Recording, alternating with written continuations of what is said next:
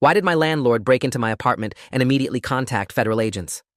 My landlord broke into my apartment and immediately contact federal agents. I found out when I came home from work at 6:15 p.m. on a Thursday in October to find my front door wide open, my living room full of men in dark suits, and Leonard Vasquez, my 63-year-old landlord who usually couldn't be bothered to fix a leaking faucet, standing in my kitchen pointing at my refrigerator while talking urgently to a woman holding a badge. The woman turned when I walked in, her hand moving automatically to her hip where I could see a holstered weapon, and said in a voice that brooked no argument that I needed to sit down right now because we had a lot to discuss about the $2.3 million that had moved through my bank accounts in the past 4 months.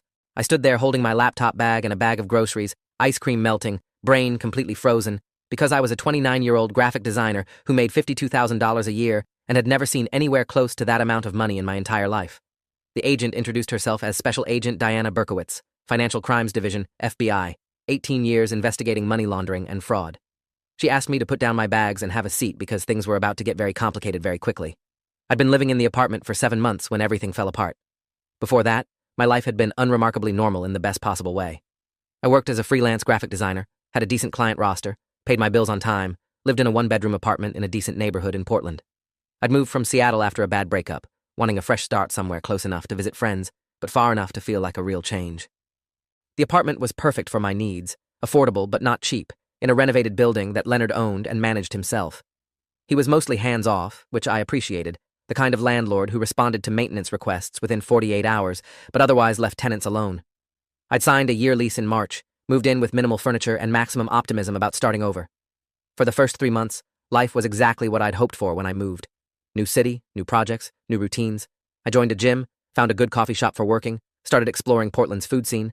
Then I met Olivia Trent at a design networking event in June. Olivia was magnetic in a way I'd rarely encountered. She was 32, worked in marketing for what she described as a tech startup doing blockchain consulting, had this energy that made every conversation feel urgent and exciting. We'd started talking at the networking mixer about design trends and ended up closing down a bar 3 hours later, discussing everything from travel to philosophy to our respective romantic disasters. She was recently divorced, moving to Portland for the job opportunity, looking for connection in a new city, just like I was. We'd exchanged numbers that night and had been texting constantly ever since. Within 2 weeks, we were dating, that accelerated intensity that happens when two people are both lonely and attracted and convinced they've found something rare. She'd stay at my apartment most nights, leaving for work early because her office was across town. I'd met her for lunch sometimes, though her schedule was erratic, lots of last-minute meetings and conference calls that would pull her away. She traveled frequently for work, quick trips to San Francisco or Los Angeles or Seattle, sometimes just overnight, returning with stories about difficult clients and boring hotel rooms. I'd thought we were building something real, something with potential. Looking back now, I can see the red flags I'd rationalized away, the inconsistencies I'd ignored because I was falling for her.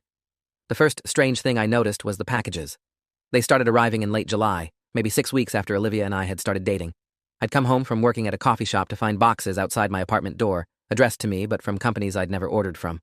The first one was from an electronics retailer, a shipping label with my name and address but no other details.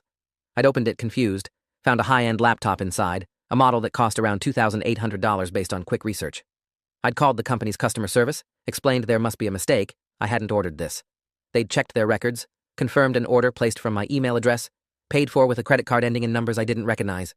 I'd insisted there was an error, that someone must have used my information fraudulently. The representative had said I could return it or keep it. Their records showed it was paid for and shipped correctly. I'd felt uneasy about keeping it, but also uncertain what to do. When I'd mentioned it to Olivia that evening, she'd laughed and said maybe I had a secret admirer, or maybe it was a mix-up with another customer who had a similar name. She'd suggested I keep it since it was paid for, use it for work. My current laptop was old and slow anyway. I'd agreed hesitantly, telling myself it was probably just a weird corporate error. But then more packages arrived. Another laptop 2 weeks later, then tablets, then high-end cameras, designer watches, expensive headphones. All addressed to me, all from my email address apparently, all paid for with credit cards I didn't own. I'd tried to track down the source, calling companies, checking my email for order confirmations that never appeared. I'd checked my credit report for fraudulent accounts and found nothing unusual. Olivia had suggested maybe my email was compromised, that someone was using it to order things, but having them shipped to my address as some kind of elaborate prank or mistake. She'd helped me change all my passwords, set up two-factor authentication, all the security measures that should have stopped it. But packages kept coming, sometimes multiple per week, thousands of dollars in electronics and luxury goods piling up in my apartment. I'd started returning them when possible, but many companies had policies against returns on opened electronics or personalized items. I'd felt increasingly anxious and confused, like something was very wrong, but I couldn't identify what. Olivia had remained calm throughout, helpful and sympathetic, suggesting I contact the police if I was worried about identity theft. I'd gone to the local precinct in August, filed a report with Officer Dennis Calloway, who'd taken my information, and said he'd follow up if any charges were filed against me. But otherwise, there wasn't much they could do about companies sending me merchandise I hadn't ordered. The second strange thing was the money. I'd noticed it in early September when I'd checked my bank account to pay rent, and found my checking balance was $15,000 higher than it should have been. I'd stared at the screen, convinced it was a display error, refreshed multiple times, checked my transaction history. There were deposits I didn't recognize, wire transfers from business names I'd never heard of, amounts like $3,200, $5,800, $4,100, all marked as payment for consulting services. I'd immediately called my bank's fraud department, explained that these deposits weren't mine, that I'd never worked for these companies. The fraud specialist, Karen Lightfoot, had reviewed my account and said the deposits appeared legitimate, proper routing numbers and account information, no signs of fraudulent activity on the bank's end. She'd suggested I contact the companies that sent the payments to clarify the error. I'd tried, looking up the business names online, finding generic websites for consulting firms and tech companies that looked professional but vague. Phone numbers went to voicemail, emails bounced back. I'd felt my anxiety escalating into real fear because this wasn't just mystery packages anymore. This was money in my account that could be traced back to me, that could look like income I hadn't reported, that could implicate me in something I didn't understand. When I'd told Olivia, she'd looked concerned and suggested maybe it was back pay from old clients, or maybe someone had confused my account information with another designer's. She'd offered to help me track down the sources, spent an evening with me going through my client records and invoicing history, finding nothing that matched. She'd suggested I keep detailed records of everything, document the fraudulent deposits, prepare to return the money once we figured out where it came from. But the deposits kept coming. By late September, over $80,000 had moved through my checking account in 2 months. I'd transferred it to a separate savings account, afraid to spend any of it, documenting every transaction. I'd contacted a lawyer, Nathan Grayson, who specialized in financial law, paying $300 for a consultation where I'd explained everything. He'd looked grave and said this pattern looked like money laundering, someone using my accounts to move money through the banking system, making it harder to trace. He'd said I needed to report it to federal authorities immediately, that the longer I waited, the more it would look like I was complicit. I'd felt sick, literally nauseous, because I'd been trying to fix this for months, and somehow I was the one who could end up in trouble. Nathan had given me contact information for the FBI's Financial Crimes Division, said I should file a report before the banks flagged my account and froze everything. I'd intended to call them the next week, but Olivia had convinced me to wait, said we should gather more evidence first, make sure we had a complete picture before involving federal agents. She'd seemed worried about me, about how this would affect my reputation and my business, about how clients might react if they found out I was under investigation, even if I was innocent. I'd let her talk me into waiting, telling myself another week wouldn't matter. I just needed to organize everything properly first. The third strange thing was the surveillance. I'd started noticing it in early October, a black Chevy Suburban parked on my street for hours at a time, same spot, different times of day. Tinted windows, engine occasionally running. I told myself it was paranoia, that I was seeing patterns because I was stressed about the packages and the money. But then I'd noticed the same vehicle parked outside my gym, outside the coffee shop where I worked sometimes. I'd mentioned it to Olivia, and she'd gone very still, asked me to describe it exactly, then said it was probably nothing, but maybe we should be more careful for a while. She'd started staying at her own apartment more, saying her roommate needed her around, though she'd never mentioned having a roommate before. When I'd asked about that, she'd said it was a recent arrangement, someone from work who needed temporary housing. The explanation had felt thin, but I'd been too focused on my own problems to push. I'd noticed other things too. My apartment building's front door lock was broken for 3 days in mid-October, Leonard taking forever to fix it, meaning anyone could access the hallways. I'd come home twice to find my apartment door not quite latched properly, like someone had closed it but not pulled it fully shut. Nothing was missing, nothing obviously disturbed, but something felt wrong, like the space had been searched carefully by someone who knew how to hide their presence. The escalation happened fast in the last 2 weeks before everything collapsed. I'd gotten an email from my bank on a Monday in late October, saying my account had been flagged for suspicious activity, and I needed to come in immediately to verify transactions. I'd gone in the next morning, met with a bank manager named Gloria Finch, who'd worked in financial compliance for 12 years. She'd pulled up my account and shown me transaction records I'd never seen before, wire transfers outgoing from my account to offshore accounts, cryptocurrency exchanges, shell corporations, amounts totaling over $400,000 in the past month alone. I'd stared at the screen, feeling my reality crack apart, because I'd never authorized any of these transactions, had never even logged into my account to make transfers. Gloria had asked me directly if I was involved in money laundering, her tone professional but cold. I'd said no, absolutely not. This was identity theft or fraud. Someone had access to my account without my knowledge. She'd said the transfers were made using my login credentials, my computer's IP address, security questions answered correctly. Unless someone had complete access to my personal information and my physical devices, it was almost impossible for this to be external fraud. I'd felt the walls closing in, my voice shaking as I'd insisted I hadn't done this. I didn't know how it was happening. Gloria had said the bank was required to file a suspicious activity report with federal authorities, that my accounts would be frozen pending investigation, that I should expect contact from law enforcement soon. I'd left the bank in a daze, hands trembling so badly I'd had to sit in my car for 20 minutes before I could drive. I'd called Olivia immediately, but her phone had gone straight to voicemail. I'd texted her, called again, nothing. I'd driven to her apartment, the address she'd given me when we first started dating, and found it was a corporate housing building, the front desk staff saying no one by her name was registered there. I'd felt ice in my stomach, pulling up our text history, looking at her social media profiles that suddenly seemed sparse and impersonal. I'd called her work number, the marketing agency she'd said employed her, and gotten a disconnected message. I'd searched for the company online, found a bare-bones website with stock photos and generic service descriptions, no real office locations or employee listings. I'd realized with growing horror that I didn't actually know anything concrete about Olivia Trent, that everything she'd told me could be fabricated, that the woman I'd been dating for 4 months might not even be who she claimed to be. I'd gone home and torn through my apartment, looking for anything she'd left behind, any evidence of her real identity. I'd found almost nothing. She'd been meticulous about not leaving possessions, no toothbrush, no spare clothes, nothing with her name on it. Just a phone charger and a coffee mug, generic items that could belong to anyone. That night I'd barely slept, lying awake trying to piece together what was happening. The packages, the money, Olivia's convenient explanations and her sudden disappearance, the surveillance, the bank's accusations. It all connected in a picture I didn't want to see, that Olivia had been using me somehow, setting me up as a patsy for financial crimes I didn't understand. I'd thought about running, packing a bag and leaving Portland, starting over somewhere else. But I'd known that would make me look guilty, would confirm whatever suspicions the authorities already had. I'd decided to stay and fight, to find evidence that would prove my innocence, to track down Olivia and expose whatever she'd done. The next morning, I'd called Nathan Grayson again, explaining everything that had happened in the past 24 hours.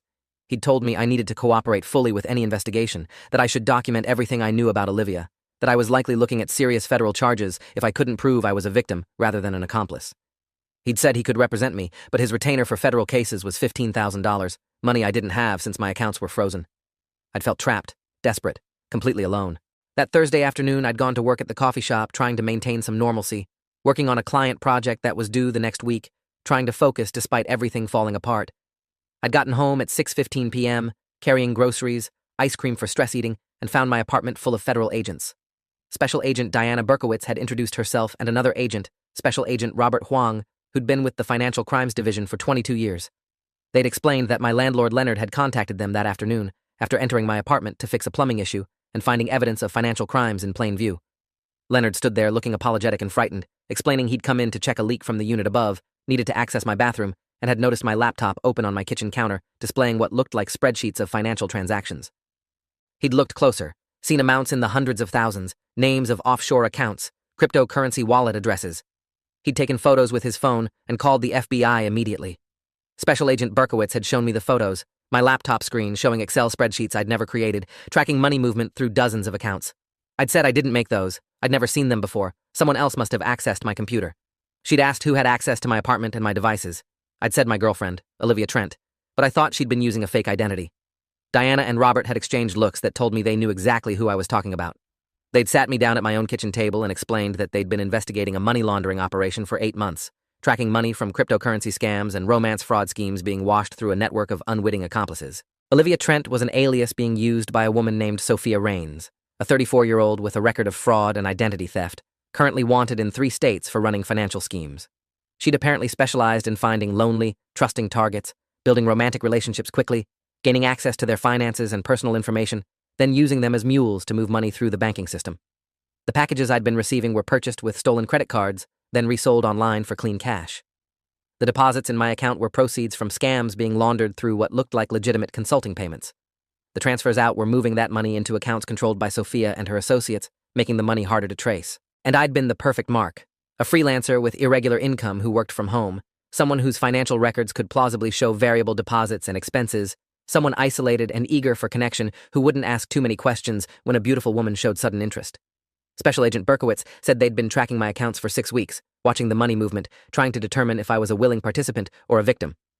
My recent attempts to report the fraud and seek legal help had suggested I was being used rather than complicit, but they'd needed more evidence.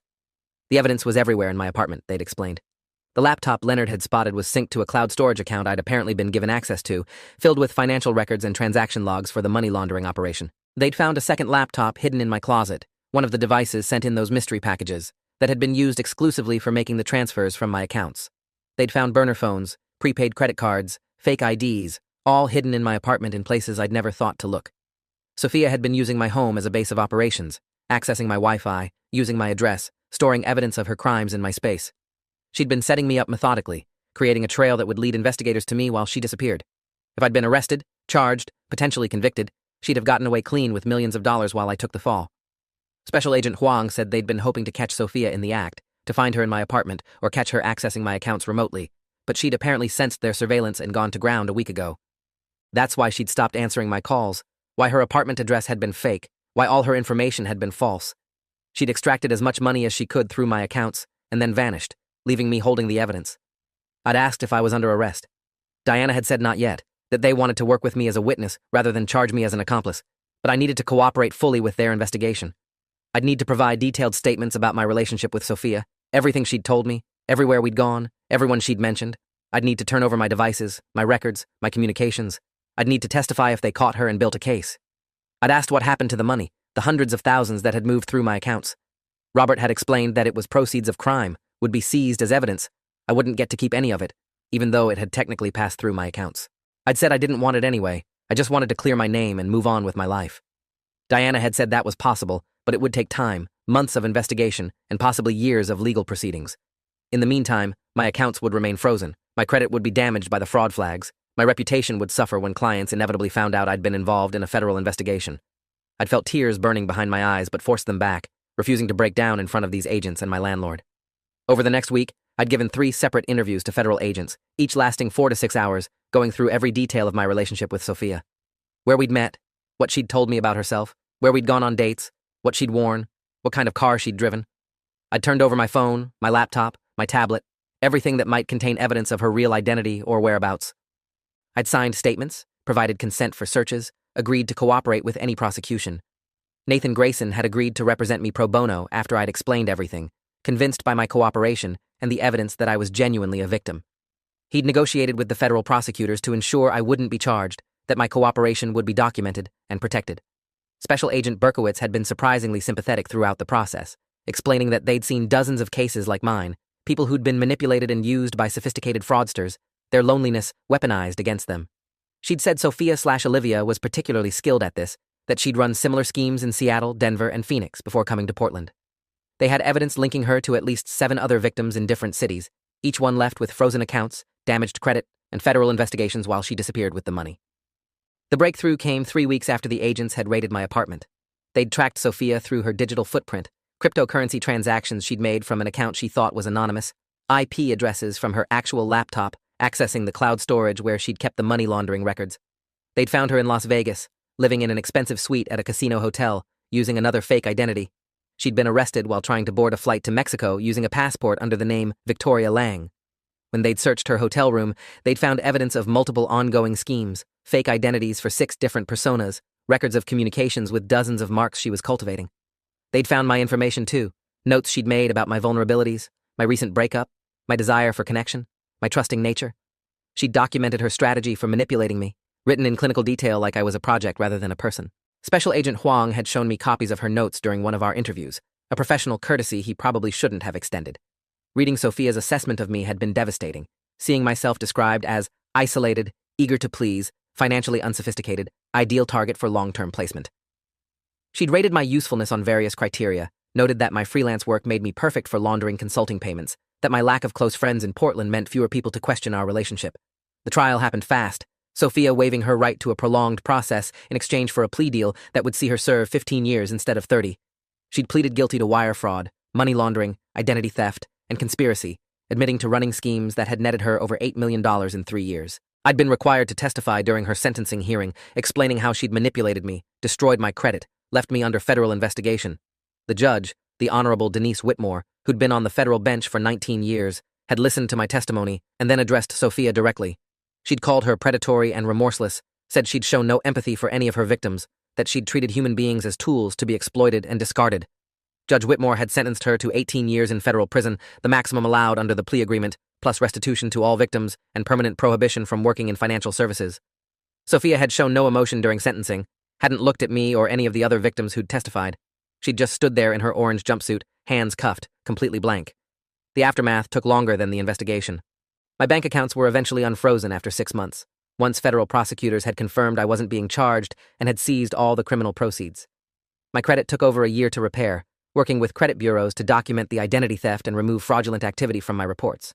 My reputation took even longer. Some clients had dropped me when they'd learned about the investigation, not wanting to be associated with someone involved in a federal case even as a victim. I'd had to rebuild my business slowly, taking smaller projects, working harder to prove my reliability and trustworthiness. Leonard had apologized repeatedly for breaking into my apartment, though he'd had legal right under the emergency entry clause of my lease. He'd reduced my rent for 6 months as a gesture of goodwill, acknowledging the trauma I'd experienced while living in his building. I'd actually appreciated his quick action, understanding that if he hadn't noticed that laptop screen and called the FBI immediately, Sophia might have successfully framed me for her crimes. His intervention, however intrusive it had felt initially, had likely saved me from being charged as her accomplice. I'd started therapy with Dr. Leslie Tran, a psychologist who specialized in trauma from fraud and manipulation, working through the violation of having someone I'd trusted use me so completely. She'd helped me understand that what Sophia did wasn't my fault, that con artists targeted specific vulnerabilities deliberately, that my desire for connection and tendency to trust weren't weaknesses to be ashamed of. I'd joined a support group for fraud victims, met other people who'd been manipulated by romance scammers, people who'd lost money, reputation, years of their lives to criminals who'd seen them as opportunities rather than humans. Hearing their stories had helped me feel less alone, less stupid for having been fooled. I'd learned that sophisticated fraudsters could deceive almost anyone, that intelligence and education didn't protect you from emotional manipulation, that the shame victims felt was exactly what allowed these crimes to continue unreported. 2 years after Sophia's arrest, I was finally starting to feel stable again. My business had recovered, I'd rebuilt my client roster, my credit score was back to good standing. I'd moved to a different apartment, couldn't stay in the place where she'd stored her burner phones and fake IDs and evidence of her schemes. I'd started dating again cautiously, much more slowly this time, asking more questions, trusting my instincts when something felt off. Special Agent Berkowitz had kept in touch occasionally, updating me when other victims of Sophia's schemes came forward, when the investigation expanded to include associates she'd worked with. She'd told me that my cooperation had been crucial in building the case, that my detailed testimony had helped prosecutors establish patterns of behavior that convicted Sophia beyond any doubt. I'd asked if there were others like Sophia out there, other people running these schemes. Diana had said yes, absolutely, that romance fraud was a multi-billion-dollar industry, that lonely people were targeted constantly by criminals who saw vulnerability as opportunity. She'd encouraged me to share my story, to help others recognize the warning signs I'd missed. So I started speaking about what happened, first at fraud prevention conferences, then at community events, eventually building a small platform sharing my experience. I'd talk about how Sophia had rushed the relationship, how she'd isolated me from questioning voices, how she'd explained away every suspicious detail with plausible-sounding lies. I'd describe the red flags I'd rationalized, the gut feelings I'd ignored, the times I'd known something was wrong but chosen to believe her explanations instead. And I'd emphasize that being victimized didn't make someone weak or stupid, that fraud was a crime of opportunity and manipulation, that recovery was possible even when it felt impossible. People would come up to me after these talks, telling me about their own experiences, asking for advice, thanking me for making them feel less alone. Some had lost money to similar scams, some had been used as mules like I had, some had narrowly avoided being exploited because they'd recognized the patterns I described. My landlord breaking into my apartment and immediately contacting federal agents had felt like the end of my world that October evening, standing in my kitchen surrounded by strangers, accusing me of crimes I'd never committed. But Leonard's quick action had actually saved me from a much worse fate, from being charged and potentially convicted of money laundering, because Sophia had built such a convincing case against me. The federal investigation had been terrifying and invasive, but it had also exposed the truth, revealed Sophia's schemes, protected me from her final betrayal. And in the years since, I'd learned that the worst violations often come from people we trust, that the deepest wounds are inflicted by those we let closest. Sophia had seen my loneliness and my optimism and turned them into weapons against me, but she hadn't destroyed me.